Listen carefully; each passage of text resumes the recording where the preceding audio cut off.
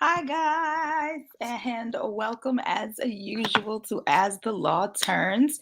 For those of you who are joining us for the first time, it's so glad to have you. We have a great show for you tonight. We all know that the biggest reason why we started this show is to get more brown attorneys onto this segment, and we are so excited to have this show and so glad that you guys join us. Judge Dawn is our co-host and she's coming in right now. Hi, Judge. Hello, everybody. I'm late. I'm feeding my children. My children. You hear them all meowing and meowing and meowing. She is Okay. a former sitting judge. Like, I'm a TV judge. She was a real I judge, love y'all. it. Okay. And so I pulled her from the retirement bench, because you can't just let them sit there and wither away. You have to. Yeah. Heaven forbid I should rest after 32 years. So I'm so grateful that she went ahead and said yes. She is our co-host, helping to increase the 5% of lawyers in the United States who are Black. Only 5%, guys. It's like 80% white attorneys and 5%. So we are very excited to be here with you tonight. As per usual, my topics will have me all up in arms. So we're going to hit the gate running.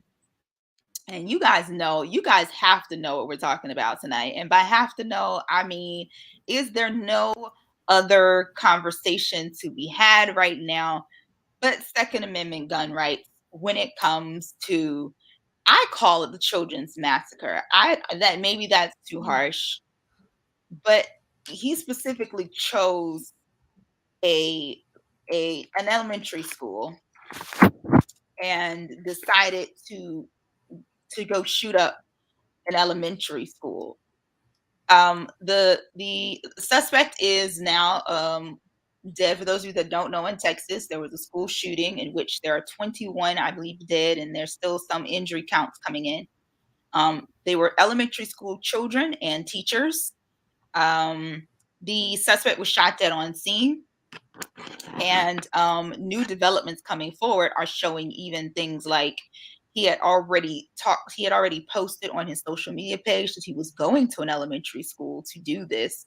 About 30 minutes, they allege, before he did it. And he had talked about several times about being bullied. I must say that I keep hearing that conversation a lot about him being bullied for his clothing and his look and stuff at school. And I am flummoxed because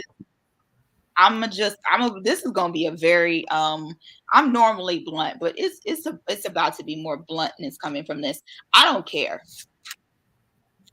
I'm just gonna say that I have no current care right now for his feelings. I don't even know his name, and I'm not trying to learn his name because, as far as I'm concerned, the children's names and the children that he killed are more important. I wanna not care. I want to be that. I'm not to use the word callous in a negative way. I want, because that's the appropriate socially accepted response to not care. But person X is out there. They're our neighbor. They're our clerk at the grocery store. They're the postman. They're the ones that somebody has mistreated, put upon, belittled, and they have just had it. So I care to the point that what he represents is probably a couple of hundred Americans, young, old, Black, Jewish, white, gay, lesbian, whatever, that are right there, right at that point. Right, one more comment, one more phone bill, one more hang up from my wife, one more newspaper in the sprinkler system. I'm done. And at that point, I black out, I blank out, and I don't care. Mm-hmm. So I care about this situation, to him, to that point, what he represents, the chaos and mayhem that he represents.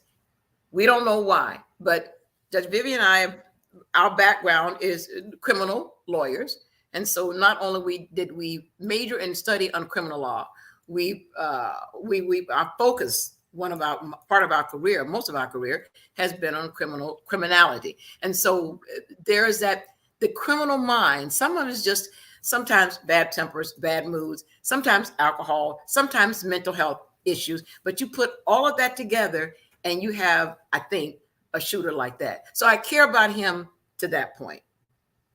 The chaos that he represents. I I can don't know. agree with that. I can agree with that. But then I go a step further with him. And the reason why I go a step further with him than certain, and as you said, because we've been in this field before, we've dealt with insanity. We've dealt with different things, different people, different situations. And I completely agree with what you're saying when I say, some people are that person that's one stroke away. I do believe, though, he made a conscious choice to harm children. And that to me is the portion that makes it more disturbing. He could have chosen anywhere else. He could have vented his anger in any other space. He could have vented his fed up levels. I feel like at some point it wasn't a blackout because you made the decision 30 minutes before it was planned that You you were drove there. for elementary school. Like your Yeah. specific words were elementary school. So you knew that you were there to bully, because that's what the behavior was, to bully someone smaller than you. You chose people who you knew would have less ability to do you harm. That I was 6 years as a special victims unit, sex crimes prosecutor. And the limited time that I dared to entertain a sexual offender or a sexual predator, which is a more serious offense than a sexual offender, and the videos and stuff I looked at, some of their philosophies are, I suffered through it and survived, they'll be okay. I don't know what this guy's background was, and just like Judge Vivian, I really don't care to, but his background and personality and story into my system, into my heart. I kind of generically know what he represents. But there is some school of thought that hurt children hurt, molest people molest, and I don't know what happened to him that rose to the point of, I'm going to target the weakest segment of a population outside of animals and do them harm. I mean, serious, fatal harm. I don't know. And I don't know what your mind is thinking up to that point. Where are you mentally? Where are you? and that's what disturbs me the most is that he made a conscious choice to go to, as you just said, the people who we work our butts off to protect. Those are the people that we protected. Most times Mama Bear comes in, she's all in kids. And he chose that group intentionally, not even to say that they will, and I feel like it's even farther removed from, oh hey, they'll be okay, but to fatally injure in this particular instance. Fatally. The thing that I think is a dynamic here, and that I believe that is not talked about enough, is that I think we in the society, because of the media sensationalism of things like this, have begun to glorify the murderer. To the point that they get all the press. That's all we talk about, how the police arrested them, what the police did in catching them. You hear their names in the trial. You hear, and I get their names in the trial because they are the person that is on trial. But you hear their names constantly, and it's so rare that you hear the names of their victims more often than you hear their names. There are even cults and groups that run after people like Marilyn Manson and Ted Bundy, because we have, I believe, and this is my thought on it, we have allowed the media to sensationalize the murderers so much. They give them so much press. They put so much in their face. They literally make them famous for severely harming other people. Like, look at the Buffalo shooter. People barely know the names of the people, but we know the Buffalo shooter. We keep talking about, we know Marilyn Manson, but unfortunately, even I can't name some of his victims. Right. I think once they're caught, I don't think you should mention their names anymore. Give them a number. Don't give them a photo, because I think it's helping, and maybe I'm wrong, but I think people follow after trends sometimes, and I do believe that he may have been somewhat in the goal of he felt bad, but I also think some people are going after the glorification of this as well. Hey, this person got famous. I don't know, because the famous people I haven't researched, I would think a percentage of them are dead, uh, suicide by cops. And so whatever goal you thought you had, you're dead. You don't realize anything. I guess you're famous, the Mansons, the Helter Skelter crew, but you're dead, or you're in prison, or nobody. I can't say nobody cares, because you're right. There are Ted Bundy followers, and there was books and movies and stuff like that. But we are just enamored and in love with filth and garbage and smut and tragedy. We just don't know. But I don't know if I agree with giving them a number. I think more of a case study and not sensationalize. Give me some hows and whys so I can help my community. I don't have children, my neighbors, lecture at schools. Don't tell me, oh, yes, the shooter was, he killed his grandmother also, and reports that 30 minutes. I don't that. Tell me what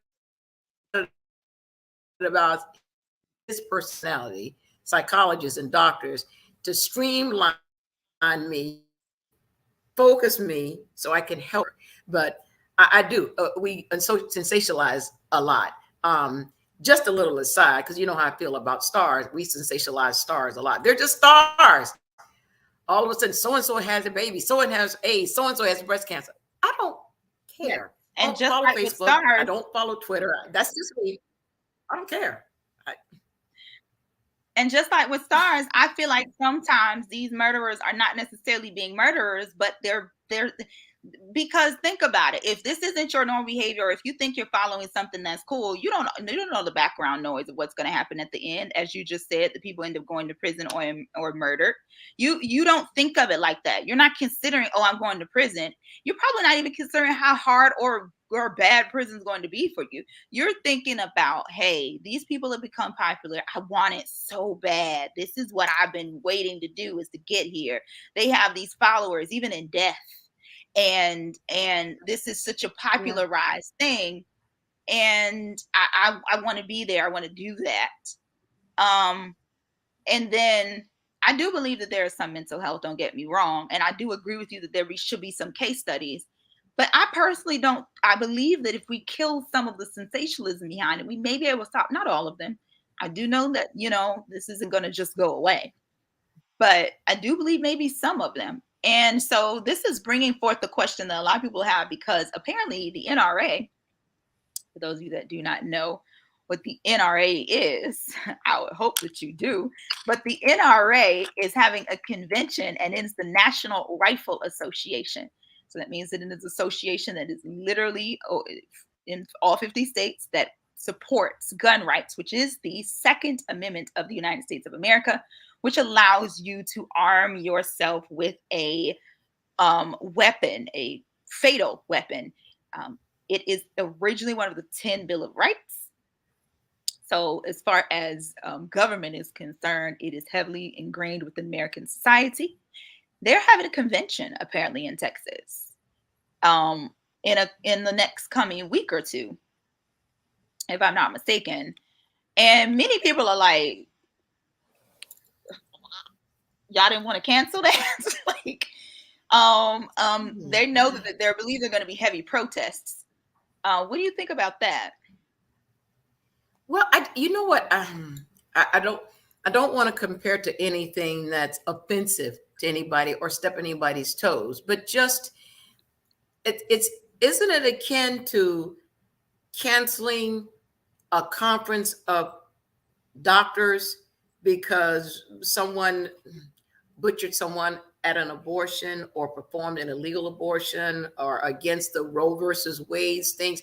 So isn't the NRA not necessarily saying everybody arm yourself, gun safety responsibility and courses and procedures? And is it really the NRA's fault, or stance that not a random, some random peoples have done away with stuff. It's not Ford's fault that a drunk driver killed someone. It's not Seagram's fault.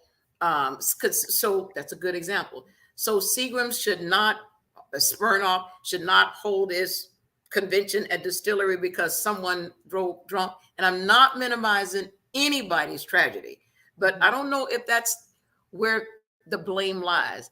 My family has a text message page. There's 20 of them, 20 of us on the text message. My mother has 12 siblings, 11 siblings. So we call them McKinney 12 siblings. And so each McKinney's is represented in this text. And so one of McKinney 12s wrote, that's why we need to pay attention to our lobbyists and senators and people like that. And I kind of stayed out of it because I just want to stay out of it. But finally I wrote, I said, you know what, have you hugged a child today? Have you bought someone something nice today? Have you gone to the school and volunteered? Why are you talking about senators and now NRA? Isn't bottom line responsibility in kind of each of us? And it reminds me of a lady last week in our program. She says, I want to be a lawyer. I want someone else to handle that. And I said, we said, okay. But in some level, in some way, we all can do something to control our environment, to control violence. You don't have to be a lawyer. We encourage you to. You don't have to go to law school. You don't have to be a police officer. But if you see kids fighting in the neighborhood, do you go out there and say, stop, what are you doing? Or you say, that's not my child. You know, Miss Mabel down the street, she'll kill me if I say something to her children. Do you do anything? And I guess that's the tough thing that people are dealing with right now. What do? Do we keep guns? Do we take guns away? There are a lot of countries that do not have have very low gun violence in their countries. And it made me think on two notes where we were talking about the NRA. A lot of musicians are backing out of the NRA convention because of I cannot say the name of the town. So sorry to the town, but a lot of people a lot of musicians are backing out because they are going into the question of what should we do about gun violence in America? Gun culture in America seems to be getting worse by not just the year, but the day. According to, and you know how I am, I got to go find me some statistics. According to BBC, gun culture in America, there are estimated 390 million guns in circulation in 2018. In 2020 alone, more than 45,000 Americans have died at the end of a barrel of a gun, either by homicide or suicide. The figure represents a 25% increase from 5 years prior and a 43% increase from 2010. And those are, just some of the basic numbers. As we begin to move into some of the other numbers, it reports that every day, more than 110 people are killed from guns and more than 200 people are shot and injured as of 2020 in the United States. So it does beg the question, once again, as it always does in these school shootings or any mass massacres, what do we do? And how do we go about this? What do we take all the guns away? Do we? And once again, I can't point the blame at anybody because we live in society. Is just a lot of stuff going on. But I'm wondering if any of those musicians who dropped out of the convention have any gun stories in their songs. I shot Mabel. I'm gonna get my shotgun after cousin John. It's all fun and games until something like this happens, and you think, whoa. I want to go to the convention. Well, what are you singing about? What are you writing about in your normal course? And I don't know who the musicians are. Probably no rappers at the NRA convention because kind of typically we don't join those types of groups. We just don't. We meaning Black people. We just don't join those kind of groups because we don't. So I just wondered, what type of musicians are backing out anyway? Are It you going to appears that shade they're me because country. that It comment? appears that they're country musicians. Don McLean was one of them, and so it appears that it appears they are mostly country. I will say there is a lot of gun violence in country music. I mean, we Hmm. don't. It doesn't have the da da da da da da behind it, so maybe we don't consider it as much. But there's a lot of violence in country music that gets overlooked.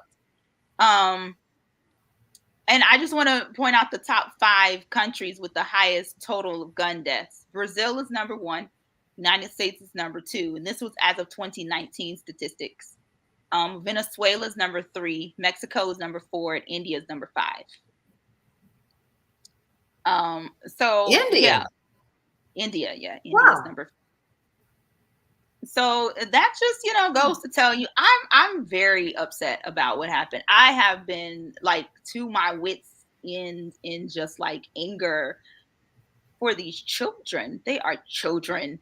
At the end of the day, are children. We can have all the conversations we want to have, but these were children. They had no connection, no ties to this man, had done nothing wrong to him or wrong that you can say deserved being shot. Um, I have definitely been upset about this. Jurors, don't forget to leave us a comment and question. I know we're talking some heavy topics tonight, but we still want to Hmm. hear Chime from in. we still want to hear what you think and hear what you have to say. Also, don't forget to share us and like us. We are on Facebook, we are on YouTube, and we are on Instagram. So definitely come on over, discuss with us, tell us what you think. Our I opinions are not right or wrong, and your opinions are not right or wrong. We just have a forum and open discussion that we can talk to you and encourage you. And so please talk to us and tell us, what are you thinking about guns, gun violence, NRA, the school shootings, mental health issues, criminal justice system, punishment. Okay. Honorific Mango says, "Hello. I feel it's fair to say there is a sickness in America. The gun violence is completely out of control." I I, I can't disagree with that. I think there have been 3 mass shootings in the last month, 2 months. Um, The problem is it's not a problem. I mean, it is a problem. When you're talking about sensationalizing, and we sensationalize and romanticize the murders, the killers and stuff, and children like that, but as a country, we soon forget. I mean, mhm. we rally, we do something, we have a parade, the kids' names cross the stream, and then a month from now, that shooting in I think it was Texas. I think we I'm not saying it's good and bad. We shouldn't harbor resentment and live in the past, but we don't follow through. I mean, me included. A story that was such horrific thing a year ago. 9/11. People don't even remember the year. 9/11. That was 2000 and 2019. It was 2 towers or three towers. And what? We just don't.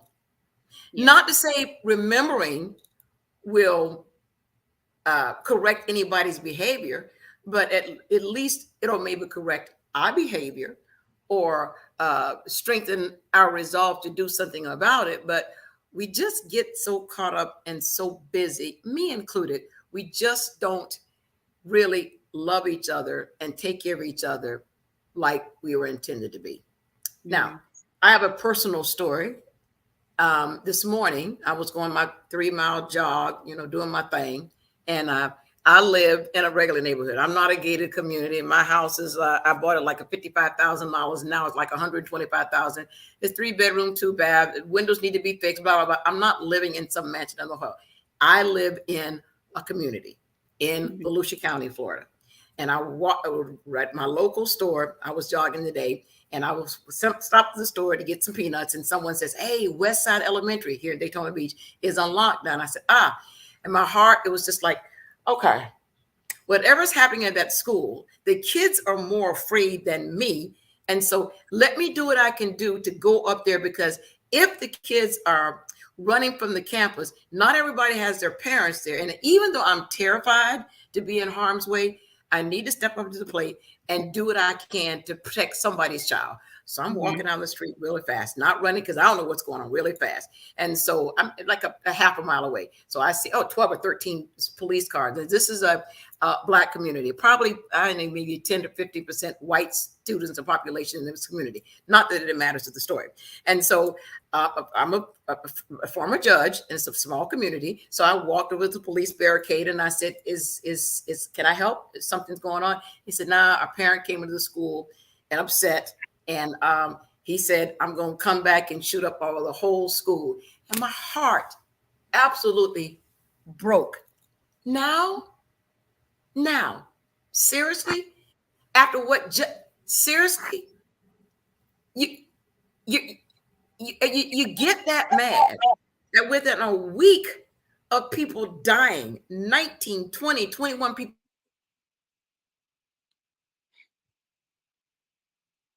Kids were safe on lockdown. The threat was in the community. So I walked across the street, maybe a couple of dozen parents standing there. And I said, the police said, the shooters are threatening here in the community. Our community, just because we Black. I said, whoa. What are you talking about, ma'am? It's a parent. What I'm saying, the kids are okay. The threat is out here. I know what you're saying. And who are you? And I almost, wow. I said, okay, I'm a former judge. I just asked the police. I'm just trying to help. I just asked the police what's going on. That's what they told me. But that's not what the internet says, ma'am. Okay, I'm a former judge. I just talked with the police. He told me what's going on. If you want to believe the internet, leave the internet. And I just kind of walked off, hopeless. Mm-hmm. I just felt hopeless. I did. Now the kids were okay. 30 minutes later, the threat was gone. I think they arrested the guy. They knew what the parent was. They arrested the guy. But the whole atmosphere and all the stuff was just like, I just couldn't handle it. The fact that, as you just said, with something so dire that has recently happened, it goes towards your point of our forgetfulness, how quickly we forget. That was such an insensitive thought for him to even have or feel. And on the heels of such despair that just happened, to get so angry within himself and not able to control himself that he would say something of that nature. Honorific said the CDC just released the stats. Black teens and adults are 21 times more likely to be shot and killed. Most of these shootings happen in poor Black or brown areas. The media do not pick it up for the most part. There have been a couple of lockdowns in a couple of our schools too here in Jacksonville over the last couple of weeks, actually before even this shooting occurred. So I mean, it's, the gun violence is something, and the ones that they do pick, most people will forget about them in 2 weeks anywhere until the next devastating mass shooting happens. Yeah. Exactly. Yeah. And I think it's because we are human and we are forgetful in general. But then we are human, and we unfortunately don't always jump on board for things that don't directly affect us. And in a way, that's a good thing, because it means you minding your own busyness and not minding somebody else's busyness. But in a way, it's a bad thing, because as we see here, it makes it easier to forget what's going on, to disregard what's going on, as if it's not a big problem because it doesn't directly affect us. And, going back to Horrific Mango's point, not defending police at all, not at all, even though I was a former prosecutor and, police need to learn some more sensitivity, bias, diversity training, because we are a whole different type to deal with when we are confronted, anxious, mother hen about our children. You don't want to confront a Black mother about safety. For example, the police were trying to move the people off the grass today. Why I have to move? By the time the police explained, the threat is somewhere out here. If he drives by here, we go high speed and get him. Ma'am, just move your car. That's not an answer. I'm thinking, move your car. Just move your car. Now, Not to put any blame on the mother. I'm saying the police, maybe they need to learn more sensitive training, diversity training, bias training. We is a black officer also, but when we're dealing with a certain race, with the Jewish, Hispanic, Jehovah's Witness, Baptist, Pentecostal, we need to understand that people perceive and talk a different way. And so if we're going to communicate with each other, I have to talk on your level. I'm not saying different level. I'm saying one your level. I have to meet you where you are. And so probably a better response, I'm not a police officer, was, ma'am, I know you're anxious and a concern. I can see it, but we want things clear in case we have to break bad. But he just said kind of, ma'am, with your move. He was frustrated too. But anyway, I said that because I understand what Horrific Mango was saying. A lot of things happen disproportionately in the black community. And I think we need to learn to police are talk to each other, talk to us maybe a little differently. I can see that. I can see that. Overall, this is just one of those things that just makes your heart strings pull. Um, the name of the teacher, and I'm going to point, I believe it was two teachers who helped some of the children get out and was subsequently shot for attempting to help some of the children flee. One was named Eva Morales. She was 44 years old. She apparently got at least one child out through the window before the gunman noticed it and shot her, because she was getting people out. And Irma Garcia was a fourth grade teacher, trying to protect the students.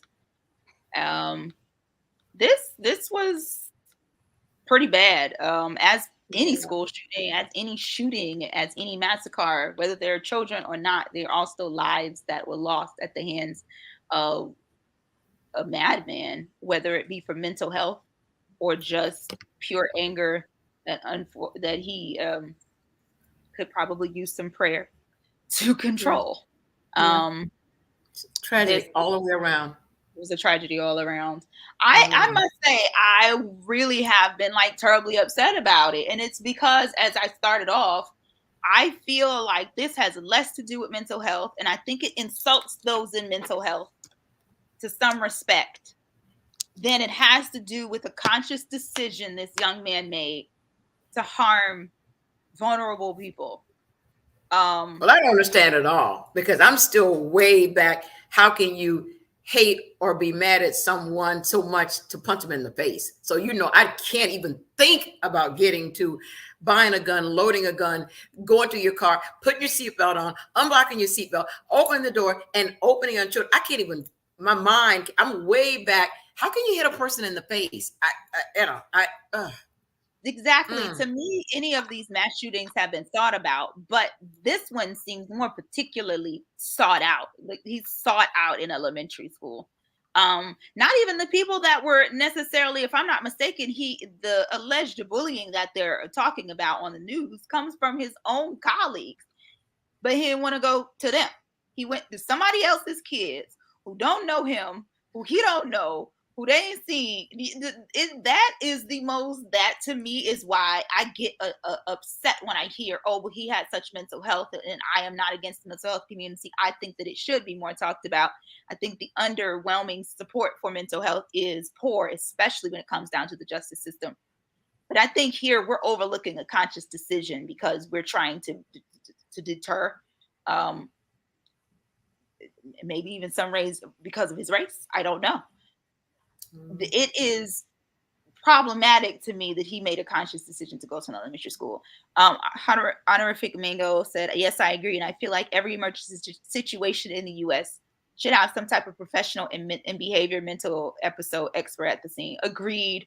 There should probably be someone that deals with, how can we best respond and communicate with each other during this time to lower the casualty level, to increase the And I think helpfulness. Horrific Mango, I think there is, in my experience and as former teacher in our community, there are mental health experts on the scene and days after, not just normal guidance counselor, which is great, but mental health experts, trauma experts to talk to the kids. But wow, wow, how do you get over? I'm 8 or 9 years old. I'm seeing.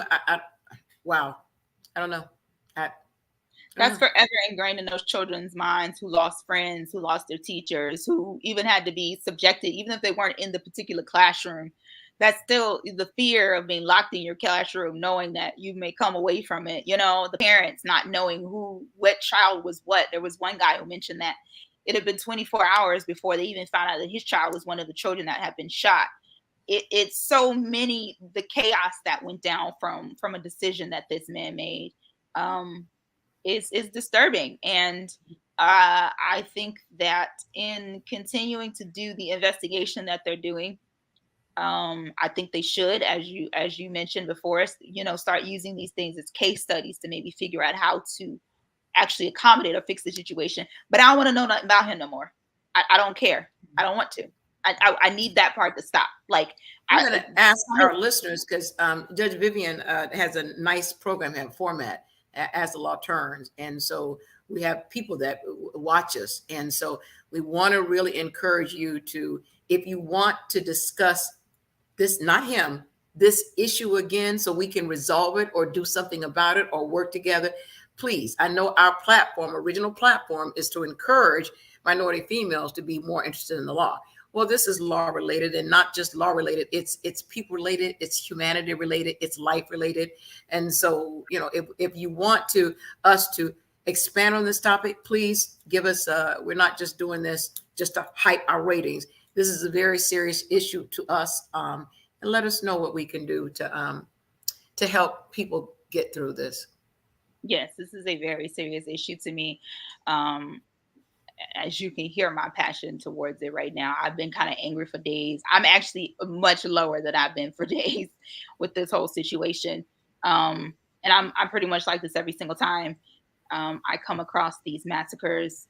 What many people don't understand when it comes to the police is that for the most part, they won't be able to diffuse a behavior mental episode. They are not experts in that field. Very true. They don't get that kind of training. I think the police don't get enough training. We ain't gonna get on that because that's. I think the police don't get enough general training in most things, including how to use the gun in their hands.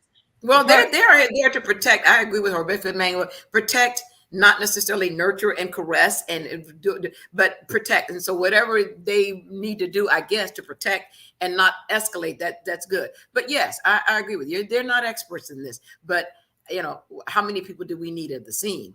I don't know. It creates a lot, like, people getting in the way, people doing all of this. But I agree. I think maybe there should be more training, and I'm not blaming police for their lack of training because it's not their fault. They go to academy. The academy decides what they learn. However, I do think that there should be heavily more training for people who have 6 weapons attached to their waist. Literally, compared to the rest of the world. And I literally mean 6 weapons, you guys. They have 6 weapons attached to their waist at all times. Wow. So the thing is, and this is from my experience of me, and because I've had many conversations with police officers and being a criminal defense attorney, I do think that they should. I think they would probably be happy to get more training because it would probably be more protective for them at the end of the day. Because even though we like to stress what police don't do, we also should stress the fact that they're the first people to run into bullets. I ain't doing it. Most of y'all ain't doing it.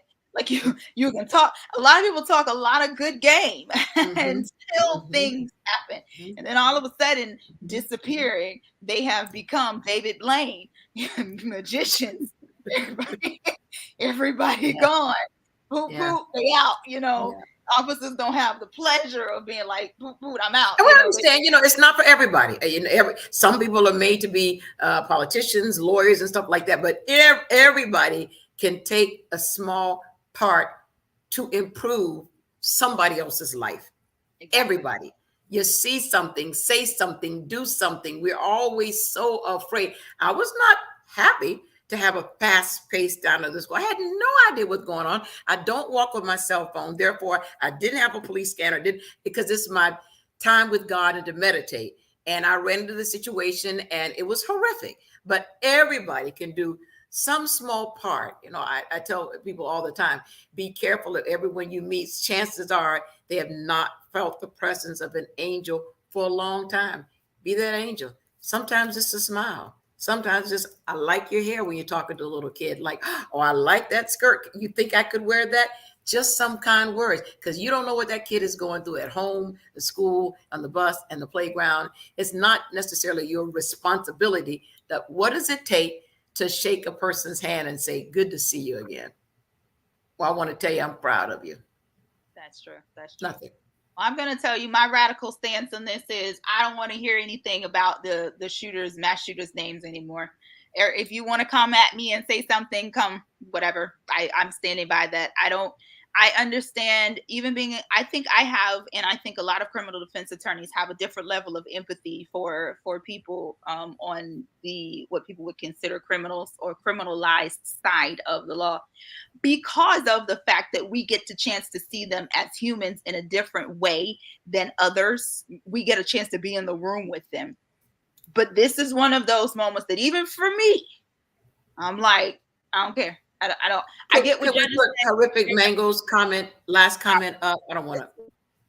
He said, I'm sick of the media mentioning these psychos and sore sob stories. Could care less if he was bullied or if he came from a broken household or if he was mad at his grandmother. Sick of hearing. And to some respect, that's exactly what I'm saying. Largely because he's not the only person dealing with heartache, strife, people coming at him. Every single person on this planet is dealing with something that is a problem to them.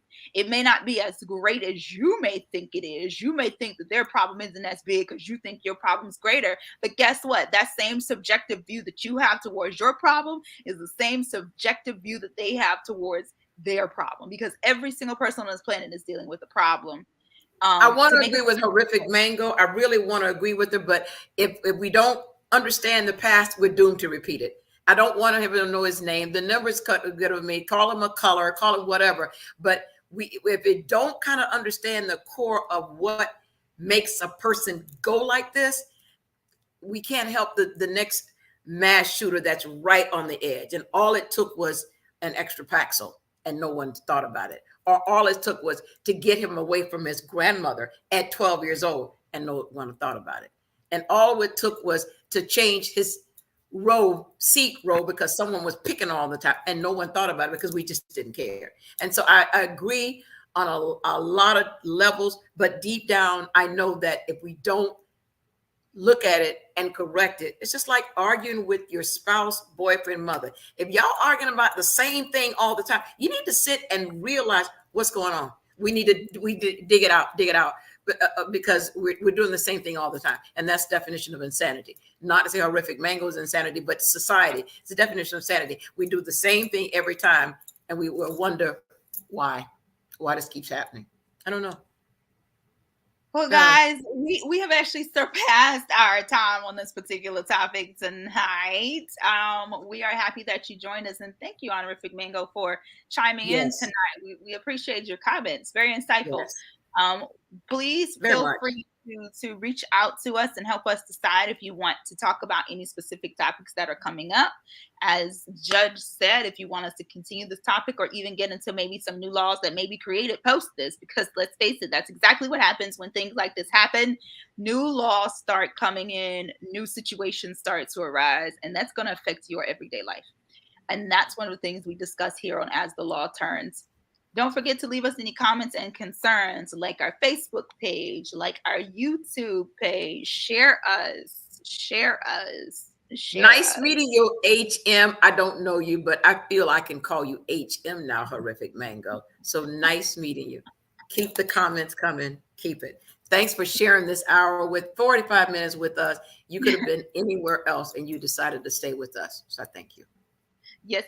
And we will see you guys next time. Bye.